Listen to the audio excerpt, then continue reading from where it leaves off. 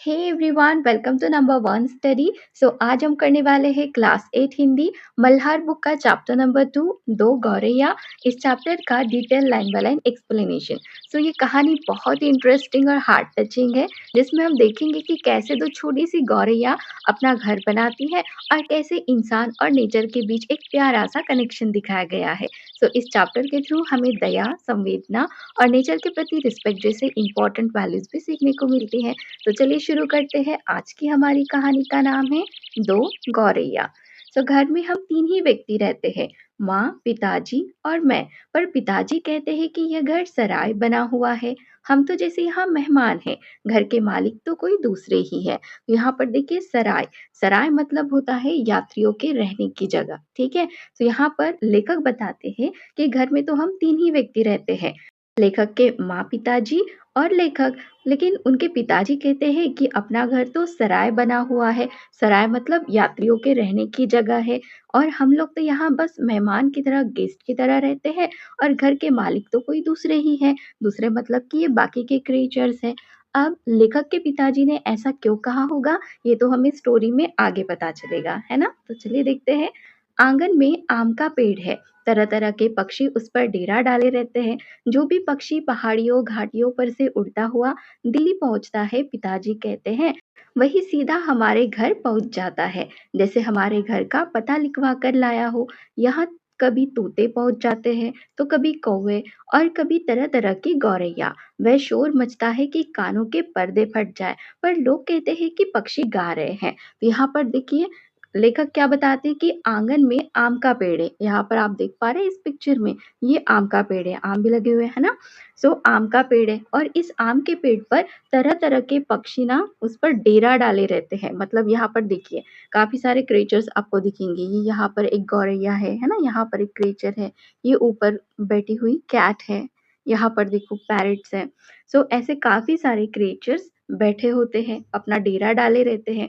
जो भी पक्षी पहाड़ियों घाटियों पर से उड़ता हुआ दिल्ली पहुंचता है, पिताजी कहते हैं, वही सीधा हमारे घर पहुंच जाता है, जैसे लगता है कि हमारे घर का पता लिखवा कर लाया हो। और यहाँ तो देखिए कभी तोते पहुंच जाते हैं, कभी कौवे आते हैं, तरह तरह की गौरैया आती है, और इतना ज्यादा शोर मचाते हैं कि लगता है कि अब कान के पर्दे फट जाएंगे। लेकिन लोग क्या कहते हैं कि ये पक्षी के गाने की आवाज है। अब घर के अंदर भी यही हाल है, ये तो बाहर की बात थी, अब घर के अंदर भी यही हाल है।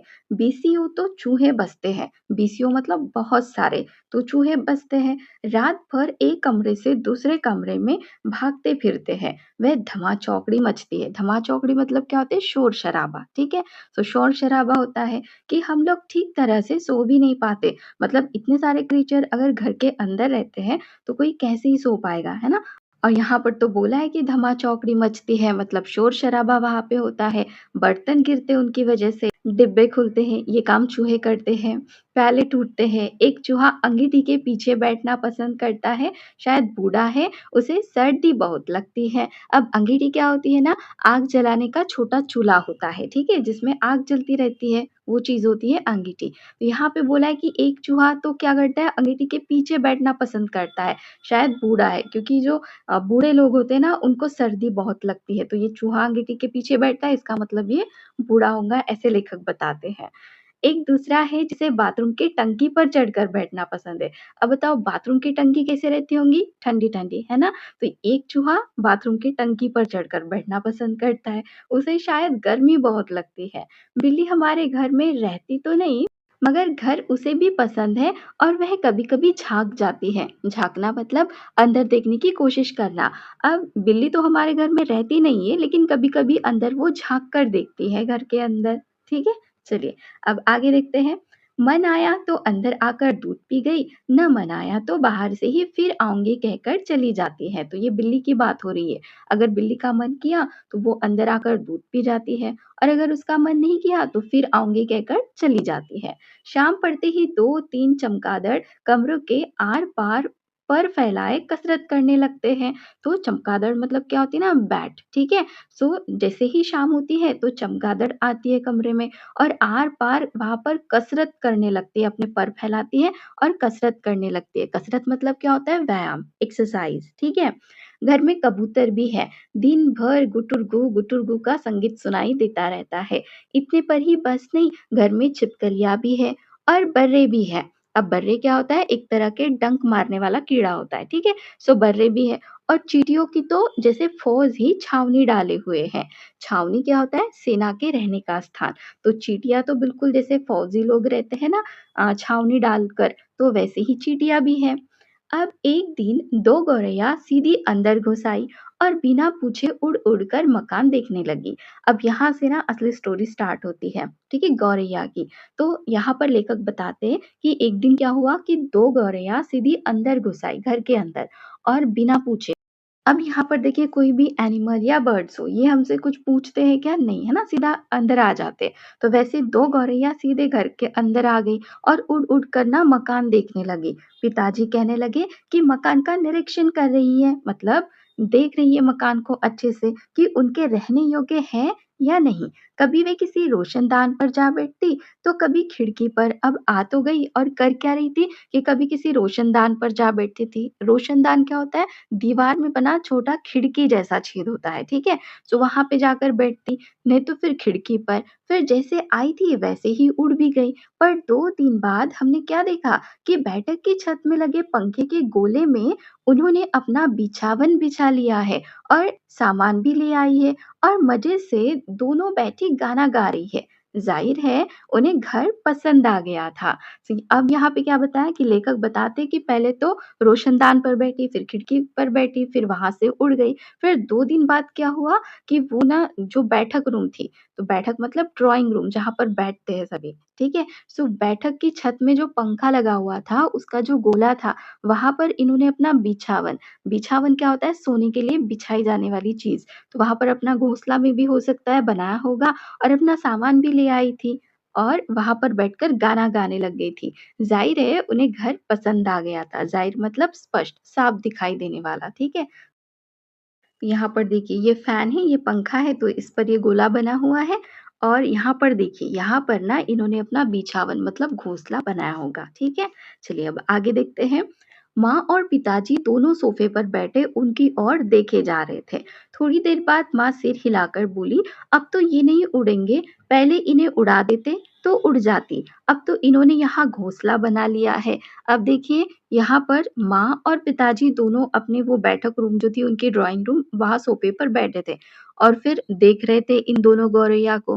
फिर थोड़ी देर में माँ सिर हिलाकर कहती है कि अब तो ये नहीं उड़ेंगे, इन्हें तो पहले ही उड़ा देना चाहिए था, अब तो इन्होंने यहाँ पर अपना घोंसला बना लिया है, तो अब ये नहीं उड़ सकती है। देखिए इनका घर कितना प्यारा है, नहीं क्या? लेकिन अंदर तो क्रेचर्स रहते हैं। चलिए, इस पर पिताजी को गुस्सा आ गया। वह उठ खड़े हुए और बोले, "देखता हूँ ये कैसे यहाँ रहती है।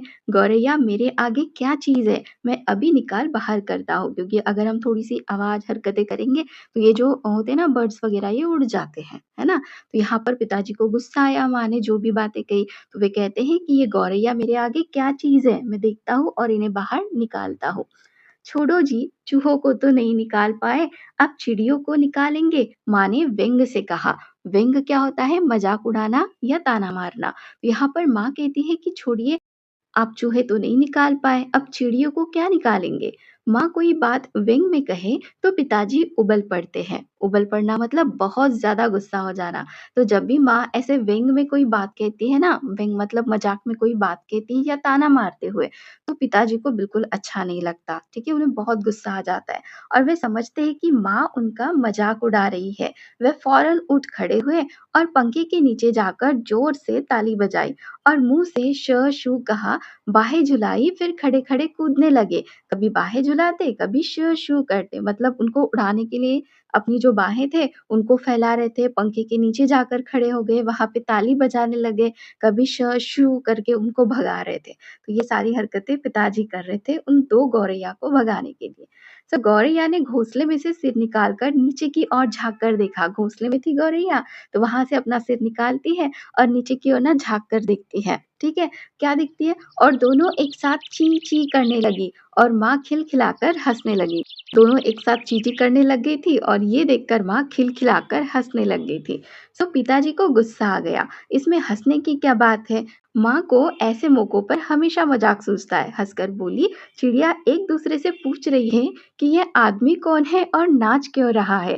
तो देखिए लेखक क्या बताते हैं कि ऐसे मौकों पर ना माँ को हमेशा मज़ाक सूझता है। और फिर माँ ने भी देखो पिताजी से क्या कहा कि चिड़िया एक दूसरे से पूछ रही है कि ये आदमी कौन है और नाच क्यों रहा है।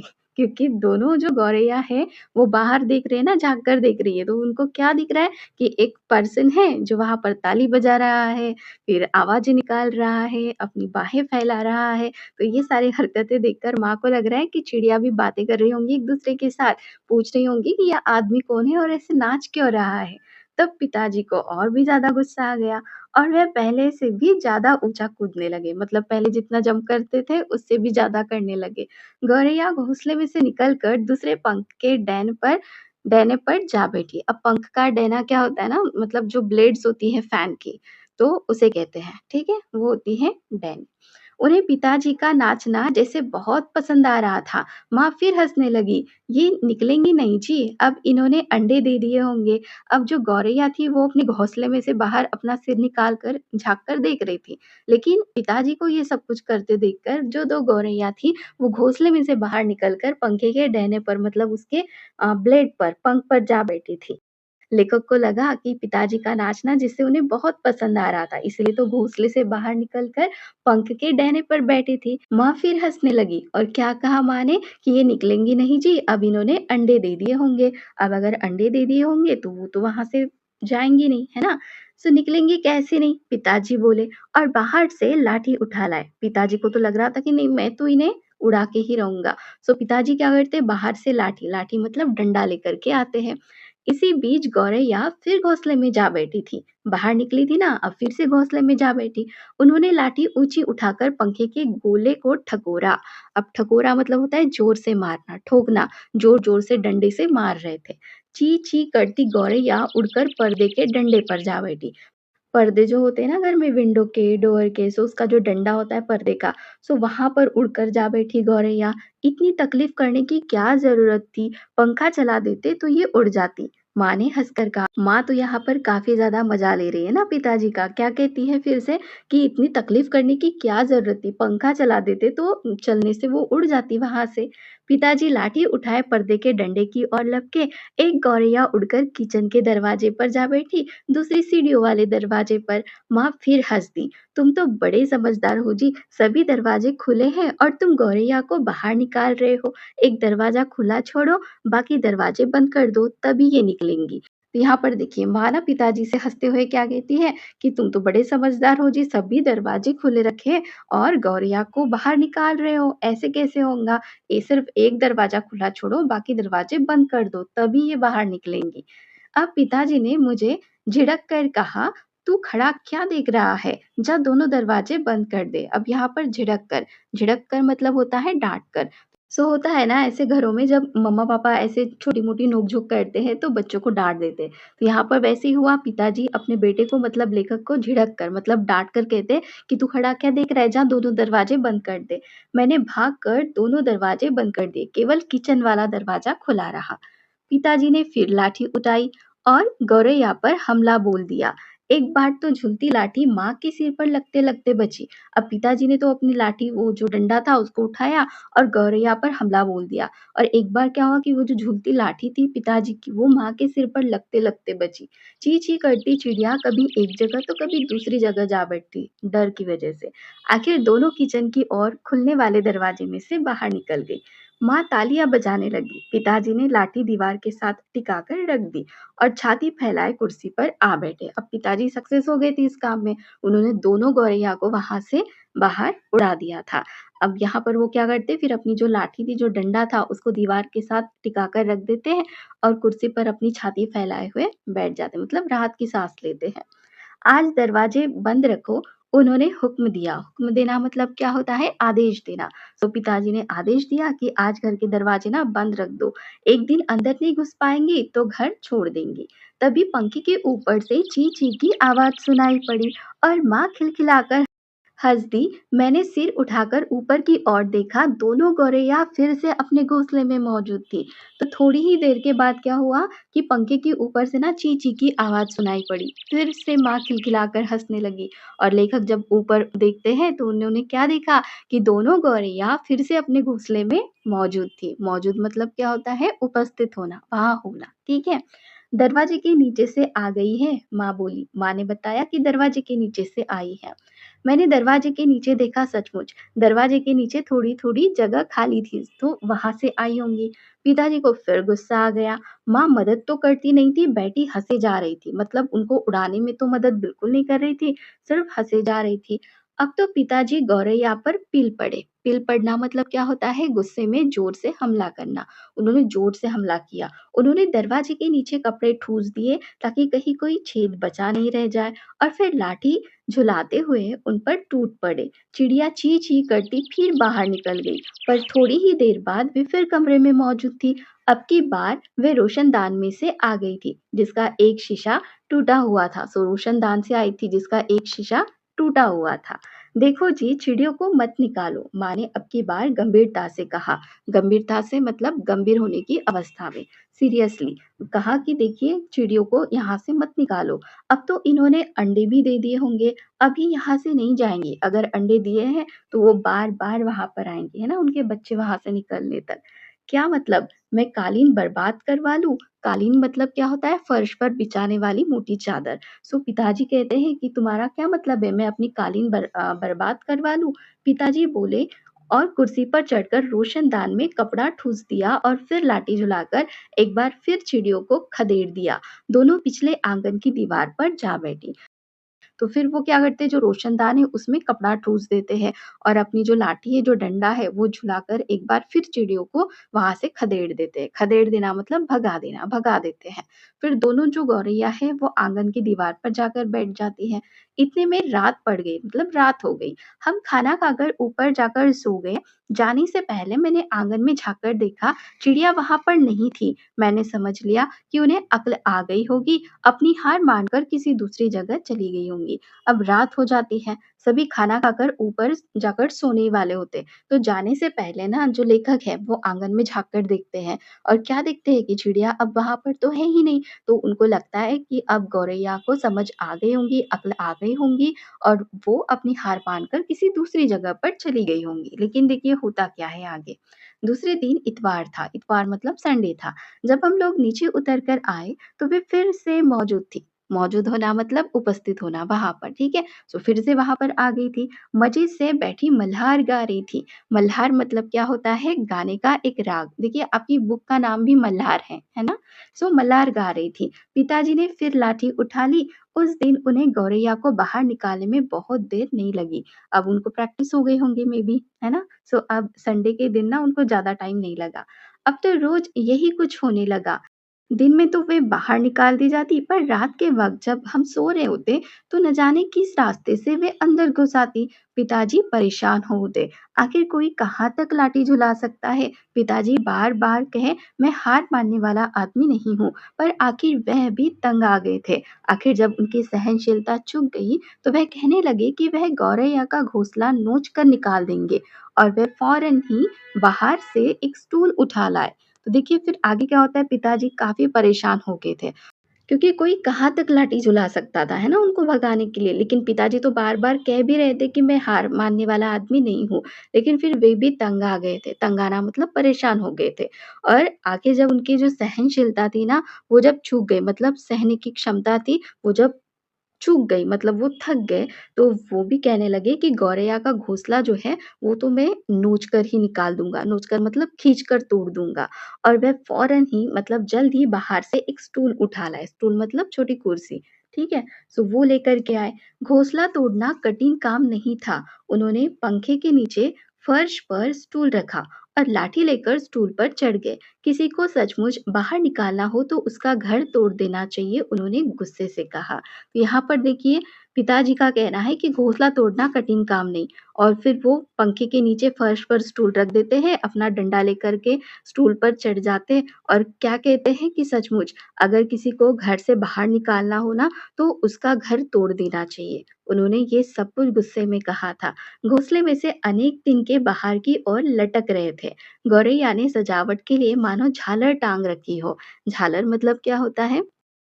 सजावट के लिए लटकाई गई चीज़, ठीक है? तो जो घोंसला था वो मेबी इस टाइप का हो सकता है, और यहाँ से ना इस टाइप से घास जो थी वो बाहर निकल रही थी, तो ये ऐसे लगता था कि गौरैया ने झालर लगा दी हो, ठीक है? पिताजी ने लाठी का सिरा सूखी घास के तिनकों पर जमाया और दाईं ओर खींचा। 2 तिनके घोंसले में से अलग हो गए और फरफराते हुए नीचे उतरने लगे। फरफराना मतलब तेज़ी से हिलना या उड़ना। तो कितने तिनके निकले? सिर्फ 2 तिनके निकले थे, ठीक है? चलो 2 तिनके तो निकल गए, माँ हँसकर बोली, अब बाकी 2000 भी निकल जाएँगे क्योंकि काफ़ी सारे तिनकों से घोंसला बनता है ना, और यहाँ पर सिर्फ कितने तिनके निकले थे? सिर्फ 2 तिनके निकले थे। इसलिए माँ फिर से यहाँ पर देखिए हँसते हुए पिताजी से कहती है कि अब 2 निकल गए, अब बाकी के 2000 भी ईज़िली निकल जाएँगे। तभी मैंने बाहर आँगन की ओर देखा और मुझे दोनों गौरैया नज़र आई। दोनों चुपचाप दीवार पर बैठी थी। इस बीच दोनों कुछ-कुछ दुबला गई थी, कुछ-कुछ काली पड़ गई थी, अब वे चहक भी नहीं रही थी। अब यहाँ पर लेखक अपनी बात बताते हैं कि उन्होंने बाहर आँगन की ओर देखा, तो उनको क्या देखा कि बाहर ना 2 गौरैया चुपचाप दीवार पर बैठी थी और इस बीच दोनों कुछ दुबला गई थी। दुबला जाना मतलब पतला-पतला हो गई थी, पतली हो गई थी और कुछ काली पड़ गई थी और वे ना चहक भी नहीं रही थी, मतलब आवाज़ें भी नहीं निकाल रही थी। अब पिताजी लाठी का सिरा घास के तिनकों के ऊपर रखकर वही रखे-रखे घुमाने लगे। इससे घोंसले के लंबे-लंबे तिनके लाठी के सिरे के साथ लिपटने लगे। वे लिपटते गए और घोंसला लाठी के इर्द-गिर्द खींचता चला आने लगा। इर्द-गिर्द मतलब चारों ओर वो खींचता चला आने लगा। फिर वह खींच-खींच कर लाठी के सिरे के इर्द-गिर्द लपेटा जाने लगा। सूखी घास और रुई के फाहे और धागे और थिगलियाँ लाठी के सिरे पर लिपटने लगी थी। थिगलियाँ मतलब कपड़े के छोटे-छोटे टुकड़े, ठीक है? सो वो लाठी पर लिपटने लग गई थी। तभी सहसा और ज़ोर की आवाज़ आई, ची ची ची। अब क्या होता है जब ये सब कुछ चल रहा होता है ना तो इस बीच एक ची ची की आवाज़ आती है ज़ोर से। पिताजी के हाथ ठिठक गए। ठिठक जाना मतलब अचानक रुक जाना, उनके हाथ रुक गए। क्या गौरैया लौट आई है? मैंने झट से बाहर की ओर देखा, नहीं, दोनों गौरैया बाहर दीवार पर गुमसुम बैठी थी। गुमसुम मतलब चुप और उदास वो बैठी हुई थी। तो फिर अंदर किसकी आवाज़ आ रही थी? ची ची। फिर आवाज़ आई। मैंने ऊपर देखा, पंखे के गोले के ऊपर से नन्ही-नन्ही गौरैया सिर निकाले नीचे की ओर देख रही थी और ची ची किए जा रही थी। अभी भी पिताजी के हाथ में लाठी थी और उस पर लिपटा घोंसले का बहुत सा हिस्सा था। नन्ही-नन्ही 2 गौरैया वे अभी भी झाँके जा रही थी और ची-ची करके मानो अपना परिचय दे रही थी, हम आ गई है, हमारे माँ-बाप कहाँ है? तो वो ची-ची की आवाज़ किसकी थी? नन्ही-नन्ही गौरैया की थी और वे वहाँ से ची-ची कर रही थी और पिताजी के हाथ में अभी भी लाठी थी, लाठी में वो जो घोंसला था आधा वो लिपटा हुआ था, ठीक है? और वो जो दोनों नन्ही-नन्ही गौरैया थी, वो नीचे झाँक कर देख रही थी और ची-ची करके अपना परिचय दे रही थी। परिचय मतलब अपनी पहचान, अपनी जानकारी दे रही थी और पूछ रही थी कि हमारे माँ-बाप कहाँ हैं? मैं अवाक उनकी ओर देखता रहा। अवाक मतलब हैरान होकर चुप रह जाना, ठीक है? सो देखता रहा। फिर मैंने देखा पिताजी स्टूल पर से नीचे उतर आए हैं और घोंसले के तिनकों में से लाठी निकालकर उन्होंने लाठी को एक ओर रख दिया और चुपचाप कुर्सी पर आकर बैठ गए। मतलब घोंसला तोड़ने के लिए गए थे, लेकिन उन्होंने वो काम अब नहीं किया। स्टूल पर से नीचे आ गए, लाठी भी रख दी उन्होंने और कुर्सी पर आकर चुपचाप बैठ गए। इस बीच माँ कुर्सी पर से उठी और सभी दरवाजे खोल दिए क्योंकि दरवाजे बंद थे। नन्ही चिड़िया अभी भी हाँफ-हाँफ कर चिल्लाए जा रही थी। हाँफ-हाँफ कर मतलब तेज़ी से साँस ले लेकर वो चिल्ला रही थी और अपने माँ-बाप को बुला रही थी। उनके माँ-बाप झट से उड़कर अंदर आ गए और ची-ची करते उनसे जा मिले और उनकी नन्ही-नन्ही चोंचों में चुग्गा डालने लगे। चुग्गा मतलब होता है पक्षियों का खाना, ठीक है? सो उनके जो माँ-बाप थे वो झट से अंदर आ गए क्योंकि माँ ने जो सारे दरवाजे थे वो खोल दिए थे और ची-ची करते उनसे जा मिले और उनकी जो नन्ही-नन्ही चोंच थी, वहाँ पर चुग्गा डालने लगे मतलब उनका खाना डालने लग गए। माँ, पिताजी और मैं उनकी ओर देखते रह गए। कमरे में फिर से शोर होने लगा था। पर अब की बार पिताजी उनकी ओर देख-देख कर केवल मुस्कुराते रहे। तो अब भी शोर हो रहा था, लेकिन पिताजी अब गुस्सा नहीं हो रहे थे, सिर्फ़ मुस्कुरा रहे थे, स्माइल कर रहे थे। तो ये चैप्टर लिखा है भीष्म साहनी जी ने। देखिए यहाँ पर ये घोंसला है और ये घोंसले के अंदर 2 नन्ही-नन्ही गौरैया है और ये है उनके माता-पिता, ठीक है? तो यहाँ पर इस चैप्टर का एक्सप्लेनेशन कंप्लीट हो जाता है। अब बात करते हैं कि इस चैप्टर से हमें सीख क्या मिलती है? सो हमें पक्षियों और जानवरों के प्रति दया मतलब काइंडनेस रखनी चाहिए और हर जीव को अपने घर में रहने का अधिकार होता है, इसलिए हमें उन्हें परेशान नहीं करना चाहिए। प्रकृति और जीव जंतुओं के साथ मिलकर रहना सीखना चाहिए और गुस्से में लिया गया निर्णय हमेशा सही नहीं होता। शांत रहकर सोचना जरूरी है। प्यार और समझदारी से ही समस्याओं का हल निकलता है। ठीक है, चलिए अब लेखक से परिचय है, इसे पढ़ लेते हैं। भीष्म साहनी हिंदी साहित्य के बहुमुखी प्रतिभा के लेखक थे। उन्होंने अपनी कहानियों में देश विभाजन और मानवीय मूल्यों की मार्मिक अभिव्यक्ति की है। उनके प्रसिद्ध उपन्यास तमस पर उन्हें साहित्य अकादमी पुरस्कार भी दिया गया था और साहित्य में उनके योगदान के लिए उन्हें भारत सरकार ने पद्म भूषण से अलंकृत किया था। बच्चों के लिए उन्होंने गुलेल का खेल आदि कई कहानियाँ लिखी हैं। तो इनका देखिए लाइफ स्पैन 1915 टू 2003 है, ठीक है? अब इसके कुछ क्वेश्चन आंसर्स है, तो ये हम नेक्स्ट वीडियो में डेफिनेटली करेंगे। सो आपको ये वीडियो कैसी लगी कमेंट में ज़रूर बताना। अच्छी लगी तो लाइक करना, अपने फ्रेंड्स के साथ शेयर करना और चैनल को सब्सक्राइब ज़रूर करना। Thank you.